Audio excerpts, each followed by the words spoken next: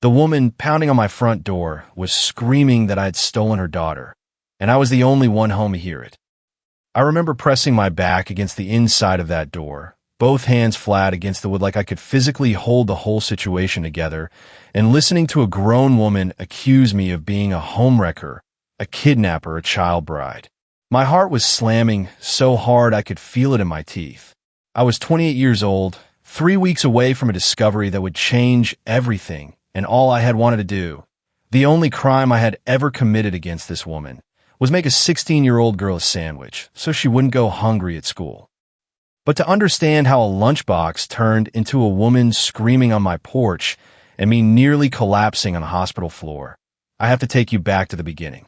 I have to take you back to the day a pale, shaking girl walked through my front door and quietly changed my whole life. Let me start with who we were, because none of this makes sense without it. I married Daniel 2 years ago. He's 8 years older than me. I was 26 when we married, he was 34, and now he's 36. When we met, I was working in an office downtown, the kind of job where you pack a lunch every single morning because the food court near the building costs a fortune and the vending machines are a sad graveyard of stale granola bars. So I got good at lunches. Really good. I had this whole little system, a sandwich cut just right, fruit sliced and stored so it wouldn't brown, a little container of dip, vegetables, a handful of chips, a juice. It became almost a meditation for me, packing that box every morning before the sun was fully up. When I switched to working from home, I didn't need to bring food anywhere anymore. But the habit stayed. I still loved the ritual of it. I just didn't have anyone to make a lunch for. Daniel has a daughter from before me. Her name, for the sake of this story, is Sophie, and she was 16. Daniel had her with his ex, a woman I'll call Diana. They were never married. They split when Sophie was about 7, and there was a custody arrangement that had Sophie bouncing between 2 houses on a rotating schedule. When I came into the picture, I was painfully aware of how delicate the whole thing was. I was only about 12 years older than Sophie. 12 years. I wasn't old enough to be her mother, and I knew it, and she knew it, and so Sophie never called me Mom. She called me Annie, and honestly, I love that. It felt right. It felt like a title I'd earned slowly instead of one I demanded. I never wanted to be the woman who swept in and tried to replace anyone. I just wanted to be safe for her. A soft place. Someone in her corner. The thing about Sophie is that she was the easiest kid in the world to love. She was bright, excellent grades, the kind that come from actual effort, not just being naturally smart. She cooked. She cleaned. She was independent in a way that, looking back, should have told me something. Because independence in a teenager isn't always a good sign. Sometimes it means nobody ever gave them the option of being taken care of. Sometimes a kid learns to do everything themselves because the adults around them stop showing up. I didn't understand that yet. Back then I just thought, what a remarkable young woman. I had no idea how much that remarkable young woman was quietly going without. It was an ordinary afternoon when it started. Daniel was at work. I was at my desk in the spare room we'd turned into my home office, finishing up something for a client, when I heard the front door open and close. Sophie was supposed to be home from school by then, so I called out hello, expecting her usual bright answer. Nothing came back. That silence pricked at me. I got up, walked into the hallway, and found her standing just inside the door with her backpack still on both shoulders, and she was, God, I'll never forget it, she was pale. Gray, almost. There was a sheen of sweat on her forehead, and her hands had a fine tremble to them, like a leaf that won't sit still even when the air is calm. Sophie, I said, and I crossed the room fast. Honey, what's wrong? What happened? She shook her head and tried to smile, which somehow made it worse. I'm okay, she said. I think I just need to sit down. I got her to the couch and crouched in front of her, holding both her shaking hands in mine. Did something happen at school? Are you sick? Talk to me. And she told me, in this small, embarrassed voice, like she was confessing to something shameful. I didn't eat anything today. I hate the school food, I can't eat it. And I don't eat breakfast because school starts so early, I'm never hungry that early. So I just didn't eat. And I got really dizzy in last period. I sat there for a second, just absorbing that. A 16-year-old girl had gone the entire day, woken up, gone to school, sat through hours of classes, on an empty stomach. Not once. Habitually. Whatever was happening with the school food, whatever was happening with breakfast, the result was a kid coming home shaking and pale because her body had simply run out of fuel. I didn't lecture her. I didn't ask 100 questions. I just stood up and said, "Okay, first, we're going to fix right now. Stay there." And I went into the kitchen and made her something.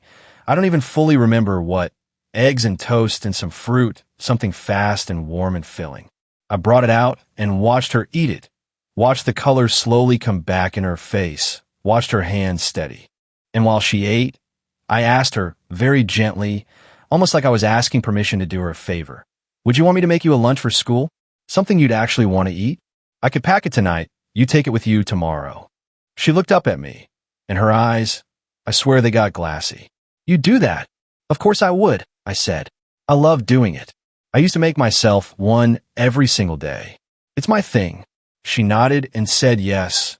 "Please." And that little yes felt like the most important thing anyone had ever trusted me with. So that night, I made her lunch. The full production. The sandwich cut into neat triangles, fruit, a little container of veggies with dip, a handful of chips, a juice. I tucked a tiny note in there too, something silly. "Have a great day, you've got this." And the next afternoon, Sophie came through that door like a completely different girl. She didn't walk in pale and shaking. She walked in and threw her arms around me and squeezed.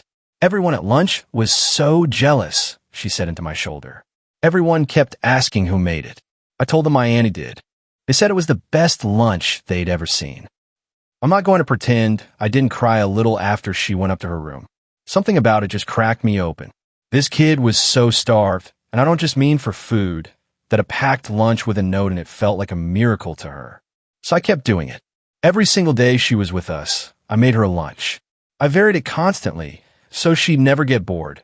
Wraps, little pasta salads, marinated chicken, fruit she'd mention liking, new things to try. We went grocery shopping together once a week, and she'd point at things and we'd plan around them. She started helping me cook on the weekends. She'd make her own lunch sometimes, just because she wanted to, and I'd let her and I'd tell her how good it looked. It wasn't about her being incapable. She was 16. She absolutely could feed herself. It was about somebody choosing to take care of her. That was the whole point. That was the thing she'd been missing. And for a while, it was beautiful. It was honestly one of the happiest stretches of my marriage, this little family rhythm we'd built. Then the school year ended, summer came and went, and a new school year started.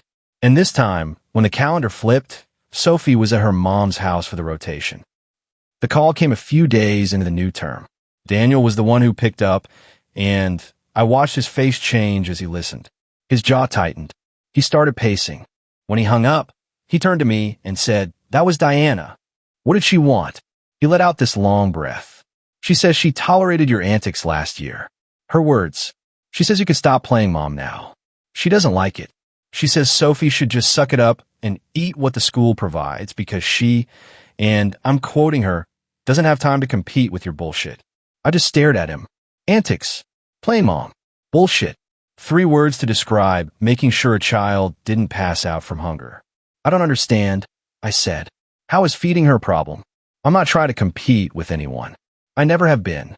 "I know," Daniel said. "I know that. But Diana's made it a competition in her own head. She sees Sophie coming home talking about her lunches, and she takes it as an attack. And here's where the guilt set in, because I'm not a monster, and I genuinely never wanted to be the evil stepmother in anybody's story. So I started doubting myself. Was I overstepping? Was I, without meaning to, inserting myself somewhere I didn't belong? I'm not Sophie's mother. I'm barely old enough to be anyone's mother. Maybe Diana had a point that I couldn't see because I was too close to it. I went back and forth with myself for 2 days, sick to my stomach about it. What would you have done in this situation? Because I genuinely didn't know. Let me know in the comments, because I've replayed this moment 100 times. Sophie was coming back to our house the next day, and I decided I had to ask her directly. I wasn't going to make a decision about her life over her head, the way the adults around her always seemed to. So when she got home and we were in the kitchen together, I said, as casually as I could manage, "Hey, I need to ask you something, and I want you to be completely honest with me, okay?" Do you want me to stop making your lunches? Because if it's causing problems, or if it makes you uncomfortable in any way, I'll stop, and I'll apologize if I overstepped. No hard feelings. I just want what's best for you." The look on her face, she went still. "Please don't stop," she said, and there was real panic in it. "Please. I love them. Don't stop because of her." "Because of who, honey?" "My mom." Sophie set down the cup she was holding. "She's mad because I asked her if she'd buy a couple ingredients so I could make my own lunches at her house. Just a few things. And she said no. She got really angry about it. And now she's calling Dad to make you stop so that I just don't have lunches at all. From anyone. Anywhere." I felt something cold move through me because that reframed the entire thing. Diana wasn't asking me to back off so she could take over feeding her daughter. She'd refused to feed her too. The goal wasn't to be the one who made the lunches. The goal was that there would be no lunches. That Sophie would simply go without. And I started asking questions I should have asked sooner, and the answers kept getting worse. I learned that Sophie couldn't just make her own lunch at her mom's house, even if she'd wanted to, because at Diana's there were more kids. Sophie had younger siblings there, and Sophie wasn't allowed to just take food from the fridge or the pantry without asking. And asking usually got her a no. Daniel, bless him, had actually tried to solve this the obvious way. He offered to buy all the ingredients Sophie would need and have them delivered to Diana's house. Diana said it would take up too much space in the fridge. So then Daniel offered to buy a second fridge, a whole separate mini fridge for Sophie's room, so her food wouldn't touch anyone else's space. And Diana refused that too. She said he was making their daughter selfish and lazy. Selfish and lazy. For having her own food. And the lunches, I came to realize, were only the visible tip of something much larger. Because once I started really paying attention, I noticed the other things. I was the one buying Sophie's pads and tampons. I was the one buying her shampoo and conditioner. And not just any shampoo, because Sophie has curly hair, and curly hair needs specific products. And at her mom's house, everyone shared one bottle of whatever and a single bar of soap, and it was wrecking her hair. And when Sophie had tried to explain that her hair needed something different, Diana told her she didn't need anything special. So I bought her the right products. I bought her skincare. I bought her the basic dignity of supplies that a teenage girl needs to get through a month. And I had to hide them. I had to physically tuck these things into the bottom of her backpack, because if Diana found them in Sophie's bag at her house, she'd make Sophie share them with the other kids, or she'd take them, or she'd find some reason to be furious. There was this one detail Sophie told me that I think about more than almost anything else. She said her mom did buy pads for herself and told Sophie she was allowed to use them. But then Diana would keep count and accuse Sophie of using too many. A teenage girl rationing pads, being made to feel guilty for bleeding. I remember Sophie telling me this in this flat, matter-of-fact voice, like it was just normal, like this was just the texture of her life, and I had to turn around and pretend I was getting something from the cupboard so she wouldn't see my face. Because I was furious. I was so angry I was shaking, and I knew if I let her see it, she'd think she'd done something wrong by telling me. That night, I sat down with Daniel, and I told him everything I'd learned, all of it laid out in a row, and I watched it land on him the way it had landed on me. "I don't want to stop the lunches," I said. "There's nothing wrong with what I'm doing. The only thing wrong here is a kid going hungry and going without basic things half of every month. I'm not stopping because Diana doesn't like it.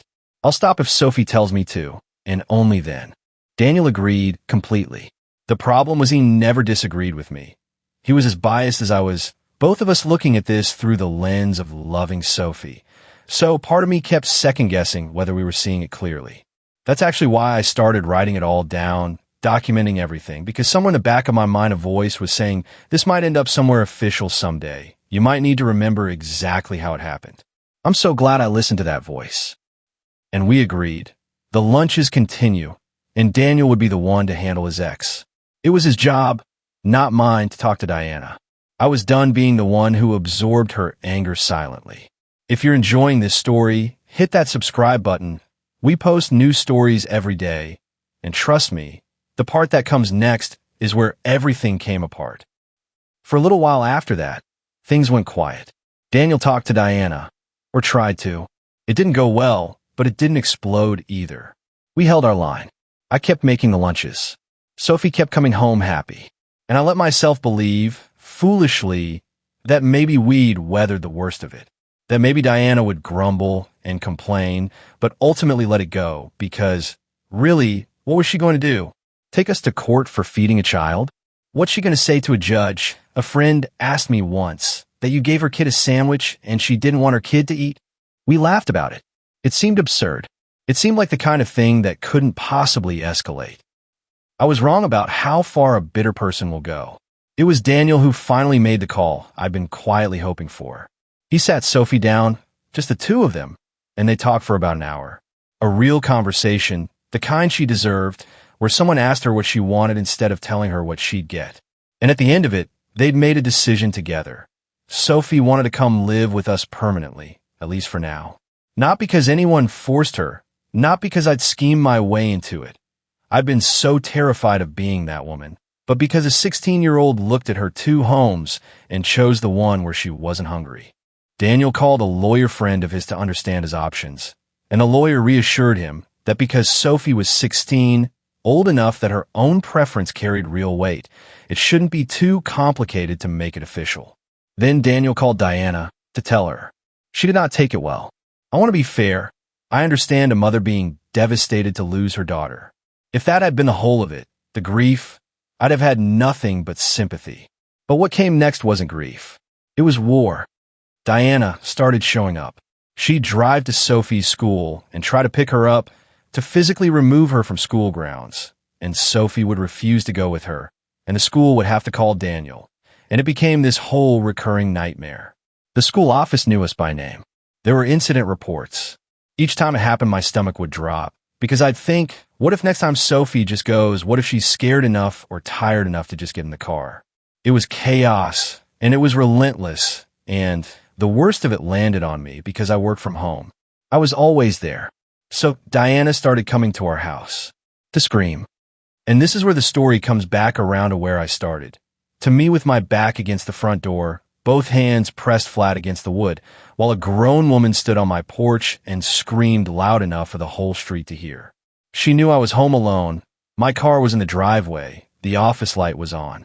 She pounded on the door, and she called me a homewrecker, which would have been funny if it weren't so vicious, because Daniel and Diana had split nearly a decade before I ever met him. There was no home left for me to wreck. She accused me of stealing her daughter. And then she landed on the cruelest one, the one she clearly thought would hurt the most. She called my husband a creep for having what she called a child bride. Me, a 28-year-old woman, a child bride. Because I was younger than him, that was the weapon she reached for. I stood there shaking. My whole body was vibrating. And I want to tell you I was brave, that I yanked the door open and gave her a piece of my mind, but I didn't. I couldn't. I just stood there absorbing it, this wall of hatred coming through the wood, and I felt the panic rising in my chest until I genuinely couldn't breathe right. I never in my life had someone direct that much pure venom at me. My hands were so sweaty they kept slipping off the door. And finally something in me snapped into action, and I called the police. I remember my voice not sounding like my own when I gave them the address, high and thin and stretched. But here's the thing nobody tells you about that kind of stress. It doesn't just live in your head. It lives in your body. By the time the situation finally cooled, Diana left before the police arrived. The way people like that always seem to, I was not okay. The adrenaline crashed out of me all at once, and I went so dizzy the hallway tilted. I grabbed the wall. The edges of my vision went gray and sparkly, the exact same gray I'd later realize that I'd seen on Sophie's face that first afternoon. I almost fainted right there on my own floor. I managed to call Daniel, and the fear in my voice got him home fast, and he took one look at me, pale, clammy, half-collapsed on the couch, and said we were at the hospital. No arguments. I thought it was just the stress. I thought I'd have my blood pressure taken, get told to drink water and rest, and go home. Instead, a nurse came back into the little curtained room with a strange, careful expression, the kind people where when they're about to hand you news that could go either way depending on how you feel about it. And she said, "So, were you aware that you're pregnant?" The room went completely silent. Daniel's hand found mine. "I'm what?" I said. About 10 weeks, she said gently. Congratulations. Assuming this is good news. 10 weeks. We hadn't been trying exactly. We hadn't been preventing it either. We'd reached that comfortable place in a marriage where you sort of leave it up to fate. And fate, apparently, had been making decisions for over 2 months while I was busy making lunches and fighting a war on my own porch. I looked at Daniel, and he was already tearing up, and I felt this enormous, complicated wave crash over me. Terror and joy all tangled together so tightly I couldn't separate them. A baby, in the middle of all of this. I was anxious. I won't pretend I wasn't. But underneath the anxiety, there was this small, bright, stubborn flame of pure excitement. I was going to be a mom. Not a nanny this time. A mom. And almost in the same breath, the protectiveness kicked in. For both of my kids now, the one in front of me and the one I was carrying. Because the situation with Diana wasn't a custody disagreement anymore. It was a woman showing up at our home to scream, trying to physically take a child off school grounds, and putting so much stress on a pregnant woman that I'd nearly collapsed. Daniel's whole demeanor changed in that hospital room. The patient, let's reasonable husband disappeared, and in his place was a father and a husband who had reached the end of his patience. We made decisions fast after that. Daniel and the lawyer moved from talking about custody to talking about a restraining order, and not just full custody anymore, protection. We decided we wouldn't announce the pregnancy yet. Not to anyone outside our tightest circle, because we genuinely didn't know what Diana would do if she found out. I wanted to give her the benefit of the doubt. Some part of me always wants to give people the benefit of the doubt, but her recent behavior had crossed so far past anything reasonable that I couldn't pretend it was safe. We even started talking seriously about moving. Maybe just across town. Maybe to a different city entirely. A fresh start somewhere her car couldn't just appear in our driveway. For the immediate term, we made a plan to keep everyone safe. The lawyer sent Diana a formal cease and desist letter. And in case that lit a fuse instead of putting one out, we decided Sophie and I would go stay at my mother's house for a while. Somewhere Diana didn't have an address for, somewhere with another adult around. Daniel would go check on our house and then come to my mom's at night, so we were never alone. It felt extreme. A year earlier, I'd have told you it was the plot of a movie, not my actual life. But that's how these things go, isn't it? The extreme becomes the necessary one quiet, terrifying step at a time. The cease and desist worked, at least for a while. After it was delivered, Diana went silent. A whole week of silence. And I'll be honest, the silence was almost worse than the screaming because I kept waiting for it to break. I kept thinking, she's not done. She's just regrouping. She's plotting something. Maybe that's unfair to her. Maybe she finally understood she'd gone too far. But after everything Sophie had told me, after everything I'd witnessed on that porch, I'd lost the ability to assume the best. Drop a comment below. Do you think we made the right call, going to my mom's and lawyering up instead of trying one more time to reason with her? Because some nights I still wonder if there was a gentler path we missed, and other nights I know in my bones there wasn't. And then, slowly, the storm just settled. Not resolved with a dramatic courtroom scene. Real life rarely gives you that. It settled the way a fever breaks, quietly, when you're too exhausted to even notice the moment it happens. I found myself in my mother's house with Sophie safe under the same roof. The lawyer handling the custody process in the background, the restraining order in motion, and a long holiday weekend stretching ahead of us. Thursday through Sunday were holidays where we live, so Daniel was going to join us. And for the first time in what felt like months, I let my shoulders come down from around my ears. My mom adored Sophie instantly, the way I'd known she would. I'd watch the two of them in the kitchen, my mother teaching Sophie some old recipe, both of them laughing, and I'd press my hand against my still flat stomach and think about how this little person growing inside me was going to be born into this. Into a house where a teenage girl was learning that being taken care of wasn't a privilege she had to earn or hide in the bottom of a backpack. It was just love. It was just what family was supposed to be. I decided I'd tell them about the pregnancy that weekend when Daniel arrived. Sophie and my mom together. I imagined Sophie's face, that same girl who'd come home shaking and pale, who'd thought a sandwich with a note in it was a miracle, finding out she was going to be a big sister. I imagined her hugging me the way she had after that very first lunch. I let myself look forward to something instead of bracing for it. After months of bracing, that felt like the biggest gift of all. And that's really where things stood when the dust finally cleared. Sophie was with us, safe and fed and free. The legal process was moving in our favor because at the end of the day, a 16-year-old gets a say in her own life, and Sophie had said it loud and clear. Diana was quiet. We were maybe going to move, maybe going to start over somewhere new, and there was a baby on the way that none of us had planned, but all of us already loved. It wasn't a perfect ending tied up with a bow. There was still a custody case ahead, still the low hum of dread that Diana might resurface. But it was peace. Hard won, fragile, real peace. I think about how all of this started, sometimes, and it still stuns me. It started with a lunch. A sandwich cut into triangles, some fruit, a juice, a little note that said, "You've got this." That's all it was. The smallest possible act of care.